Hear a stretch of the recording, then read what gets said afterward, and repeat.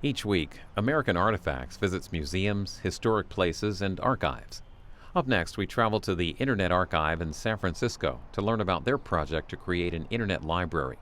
The archive strives to offer permanent access to historical collections that exist in digital form for scholars, historians, people with disabilities, and the general public. We begin by hearing from Brewster Kahle, founder of the Internet Archive. Been promises of having the Library of Congress on your desk forever. And it's like, well, why don't we just go and build that? And so it's been a long journey. I started working on this in general in 1980, and then building some of the computers and then the publishing systems that became the World Wide Web. And there's the early days of these things to try to get publishers online and selling a couple companies, helping try to get this open structure to work. And then really building this Internet Archive thing starting in 1996 by archiving the World Wide Web, then television, movies, music, and now we're digitizing about 1,000 books a day and making those publicly available. My name is Jesse Bell. I am the coordinator here at the San Francisco Scanning Center for Internet Archive. We have 33 scanning locations. This is one of them in which we're working on digitizing books, microfilm, and also regular film. We have three main steps. One is we want to create a specific web page for each item. And then we have our second step, which is the image capture step. This is a machine that we designed. It's a way to digitize books that is non-destructive. And also, just as important, it provides a high quality image once the book is online. And what we do is we have two professional grade cameras, one in the upper right and one in the upper left. And what Tina will do is go through each page and take an image. We have two panes of glass on top, and what that does is it presses the page so that it's flat, and that'll provide a nice, clear, crisp image once the item is online. After the image capture step, we have the third step and final step. We call this the republishing step, and what we're doing is a basic quality check. We want to ensure that every page is present, make sure all the images are clear, and that all the content has been captured. Once Karina verifies that the quality is correct, that the presentation is correct, she will upload the book.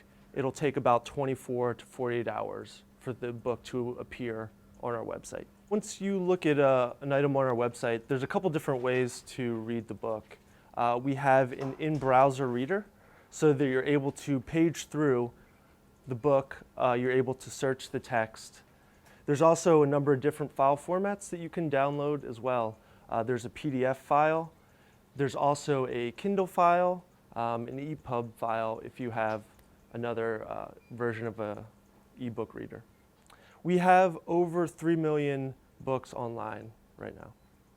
We like to say that we bought this building because it matches the logo. We have, the Alexandrian columns on our logo, and we have columns out here. But really, this was a building that was available. San Francisco, as you know, is an overcrowded and expensive city, and it's very hard to find space. And this space seemed perfect, and we were all able to come in and be under one roof. This was the place of worship for the Christian Scientist. These are active servers. And every time you see a light blinking, that's data coming in or data coming out. These are our terracotta soldiers. When someone has worked with the archive for 3 years, Brewster commissions a statue. And so we're not only archiving the data, but we're archiving the archivists as well. The power of the Internet Archive is the internet, is just the number of people out there that are doing wonderful projects. And they're often putting things on other commercial hosts, and then we're archiving those through and putting them out through the Wayback Machine. So we're just a small hub, but the real work that's going on towards figuring out what should be archived, how should they be presented, is really going on by thousands and thousands of enthusiasts. How can we go and take all the work of all of these people and make sure that it endures for centuries? And that's one of the big experiments that the Internet Archive and more broadly memory institutions in the digital domain are attempting to do. You can explore the digital materials of the Internet Archive at archive.org. Links on the main page take you to the video, music, audio, and text collections. By searching with various keywords, you can find many public domain films and publications created by the United States government.